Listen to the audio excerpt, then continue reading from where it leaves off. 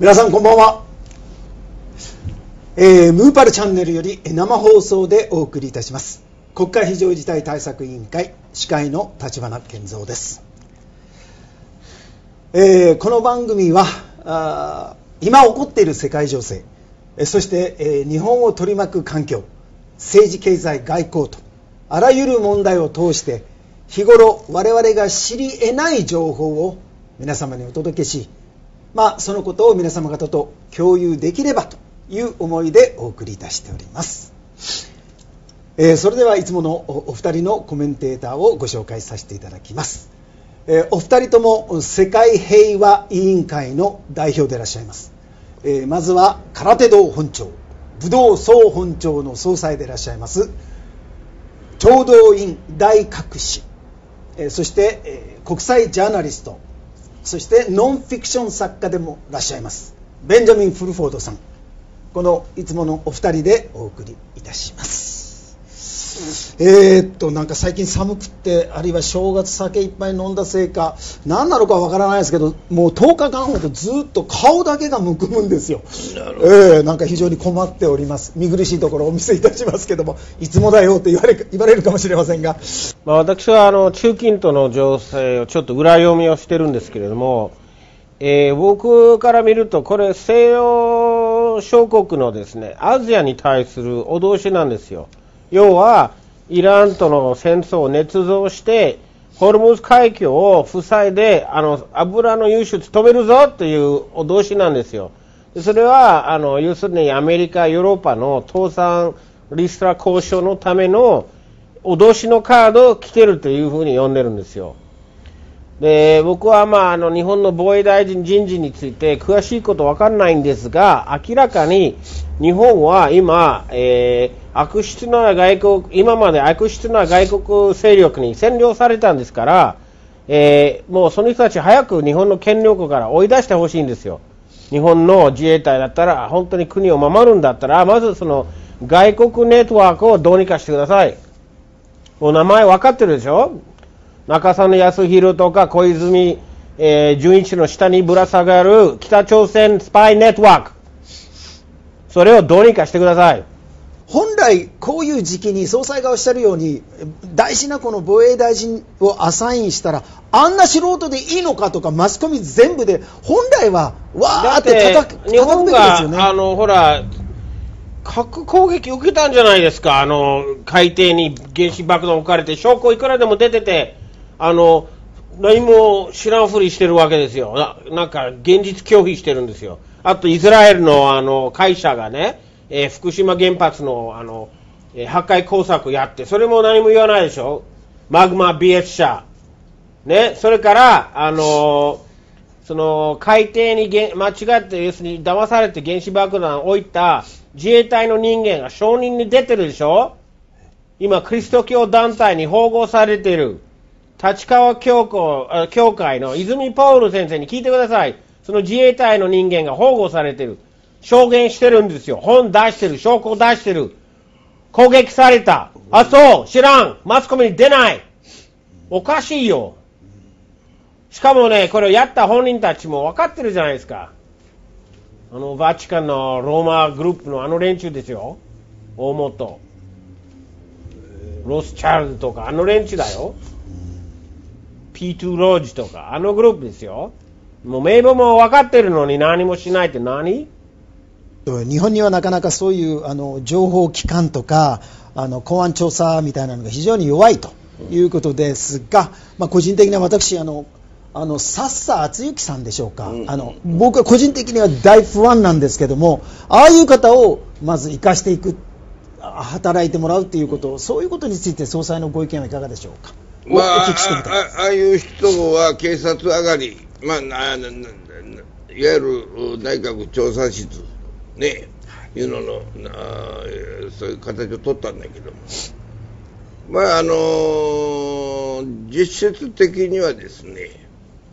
国内の思想関係の赤軍だとか右翼だとか左翼と右翼のいわゆる管理をするという立場であって、ヨーロッパの事情だとか、アメリカの事情だとか、また開発途上国、アフリカ、アジア、中米、南米の、ね、あらゆる事情を持つ情報機関としては、まあ、お粗末そのものですよ。笹田さんにおいてもですね、まあ、彼は後藤田の後輩で、わしと後藤田とよく話をしたけれども、やはりまだまだ物足らないという状況ですから、まあ、日本の赤軍がどうだああだということの議論はできるけれども、世界観は全くない、笹じゃダメだ、笹じゃ。そして笹さんがダメだったら本当に日本は他にもっといないですね、人材が。僕はおるわけ、人材は民間に。民間ですか。民間に必ずおるんですよ。民間の商社、民間の三菱重工、新日鉄、東芝日立、こういうところ命がけで物を売り込みに行っとるわけ。こいつらの優秀な中には必ず世界の情報機関と対等に渡り合える人物はおります。今の混乱の大元というのは、欧米、ね、アメリカとヨーロッパがですね、産業空洞化を許したんですよ。で、アジアに物を作ってもらって、で自分たちで金融業をやるつもりだったんですけれども、誰のお金を使って金融業をやるつもりだったかというと、アジアのお金で、アジアの国々が、じゃあ独自で自分たちの金を自分たちで使い道決めるよって言われて、そしたら経済基盤がない。で、その後一生懸命バーチャルなお金を吸ったけれども、裏に現実がないから、危機になってしまったんですよ。で、これから新しい金融システムに向けての交渉、が進んでるんですよ。で、その現状では向こうが日本に、10兆ドル分の金に裏付けられた、ドルを、渡したいと。それで日本の対米借金をチャラにしてほしいって言ってるんですよ。でさらに今まで刷られた、ドルの9割がアメリカ人じゃない人たち持ってるから、それをそのまま国際通貨として使って、でアメリカが独自の新しい通貨を発行するんですよ。でその通貨は今より購買力を半額ぐらいになるんですよ。でどうなるかというと、アメリカの売店で日本とか中国の商品が、一気に、値段が倍増するんですよ。その代わり、アメリカの輸出が再びコスト競争力ができるから、たくさんの格安アメリカ商品が来る。さらに観光に行けばもうお金持ちのように振る舞えるんですよ、アメリカに。で、アメリカの実体経済が立ち直る。で、今までドルをもらった人たちも損しないで済むと。そういう案で今動いてるんですよ。ユーロに関しては、北欧がユーロをそのまま使うんですけれども、やっぱり地中海は、やっぱりキギリスとアリンコは同じ通貨あっちゃいけないから、独自の通貨を作ってそれを格下げするっていうことになるんですから、これが発表されればとにかくもうチャンスなんですよ。絶好のチャンス。ギリシャ格安いろんなもの買えるし、格安旅行もできる。だからこの危機終わったらぜひヨーロッパアメリカを皆さんに助けてもらいたいんですよ。ただ悪い戦争ばかりやってて人殺しを企んでいる人たちをまず権力の座から追い出すことが優先ですよ。それ終わったらヨーロッパアメリカ国民も犠牲者ですから助けてほしいという状況なんです。で、先ほどコメントの中にですねこういうのもありましたね。円が強くて株が弱いという、それが非常に残念そうなことを言ってましたけども、その辺のことに何かついてお二人にそうね、株についてはっきり言えることあるんですよ。日本の上場企業の株の4割ぐらいはですね、盗まれた、日本から不当な詐欺的な、金融工作で盗まれたんですけど、その株を返してもらうべきなんですよ。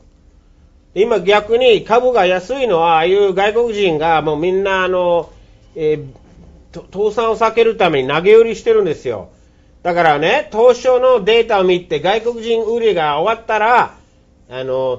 一生涯に一回しかないような買うチャンスが来るんですよ。まだだけど、そのうちすごいチャンスが来ますよ。要するに外国の投げ売りが一巡したとき、でみんな盗んだものをこう返してもらったときはチャンスなんです。だから円が強いというのは、ユーロとドルが安すぎるから買ってくれて強くなってる。ね、ユーロとドルの弱さのために日本の円が強いだけ。やっぱりね、今ユーロとかドルじゃなくてですね、それぞれの国との通貨で考えると、そんなに円高になってないんですよ。これは欧米安って言った方がいいんですよ、円高というよりも。要はブラジルのお金とかロシアのお金とか、東南アジアのお金はそんなに安くなってない。だからこれからそういう国と商売するのはまあ得策であろう。ただ、円高をわざと演出する対日金融工作が起きていることも事実です。だから株の安いのはね、経済政策が間違ってると。日本のいわゆる土地本位制の経済で、土地を担保に銀行は金貸して、そのいわゆる土地の値段を落とした、これ。売国度の政策で落とした。このいわゆる売国度の政策で落とした土地の値段が下がったままずっと20年間続いてる。これがいわゆる金融システムを完全に狂わしているわけです。1985年までの仕組みに近いものに戻った方が間違いなくいいんですよ。覚えてください。あの時、Japan as No.1、世界一番高い生活水準、先進国の中で一番貧富の格差がなかった国だったんですよ。それでアメリカが飛行機を突き落として脅しかけて、俺たちの真似しろ、株をよこせ、銀行をよこせ、そんなことやられっぱなしだから今このざまなんですよ。そのいわゆる総量規制で土地の値段を下げた、宮沢三重の橋本。いや、僕はね、総量規制の問題じゃなくて、バブルを起こさせたアメリカが悪いと思って。まあそれはもういいです。そこから総量規制だ。僕も日本の不動産の価格がですね、ずっと戦後安定的に日本の実体経済と一緒に上がってたんですよ。それでバブルになってから急に離れちゃったわけ。それが外国勢力が日本に押し付けた間違った経済政策の影響だった。で、それを聞く、売国の政治家も悪かった。だから宮沢喜一を含めてね。土地本位制のファイナンスシステムである以上は、この土地の値段を上げれば、また金融機関が金を貸すことができるから、僕は経済活動が活発になって、内需が拡大できる。株も上がる。土地を上げることだ。土地に金を貸す。土地の売買を、流通を活性化させる。ただね、土地本位制の問題は、土地以外のものには貸さなかったところだけが訂正されるべきですよ。例えば、パテントにお金貸すとか、工場にお金を貸すとか、ただ土地だけじゃ、やっぱり、土地持ちとそうじゃない人たちの格差問題起きたから、土地本位制プラス他のものを入れた現実本位制の仕組みがこれから作られるべきだと思います。じゃあ本来はその企業の能力に金を貸すのが当たり前なんです。そう。だからしかしその戦略的に日本はやな、金融機関のいわゆるこの内容が簡単に金を貸す方法として土地本位制にしてしまった。戦前は土地本位制じゃなかった。企業の能力、経営者の能力、技術力、それで金貸してたんだ。これが本当の経済なんだ。そうですね。ところが戦後、安易に金を貸せる方法で、土地担保に取っとれば間違いないという仕組みを作ってしまった。それである以上は土地の値段を政治がきちっと管理しなきゃいけない。そう。これ重要なポイントなんだ、ここは。でそこでコメントの中にたくさんいろんなのが来てるんですけど、やっぱり日銀のダメっぷりも言ってほしいとかっていうのも来てますしですね、それとか土地はどうやってあげたらいいんでしょうかというようなことも来てました。土地に対するファイナンスをつければいいわけ。日本銀行が、再び、国家機関にするべきなんですよ。外国人の、民間人の、所有物じゃなくて日本国家のものに戻すべきなんですよ。確かに、日銀の株の 55% が、小倉省が財務省が持ってるんですけれども、実権は、持ってなかった。実権は外国にあったんですよ。それを再び、国民の代理にその実権を戻す必要があります。そうすれば日本銀行が従来の日本の国民の生活を良くする、役割を果たせるようになります。奴隷民族、はいね、奴隷民族に課せられたこの宿命からどうしたら脱却できるかと、これが全てです。はい。我々の奴隷的立場を言っておくけど、一般欧米人も奴隷だから僕も彼らを解放したいんですよ。奴隷解放運動だこれ。そう奴隷解放運動と独立国家を目指す、はい、人間は家畜じゃない、自由な生き物なはず。自分で理想の未来を考える権利がある。次回は1月31日ですね。じゃあそれまで皆さんごきげんよう。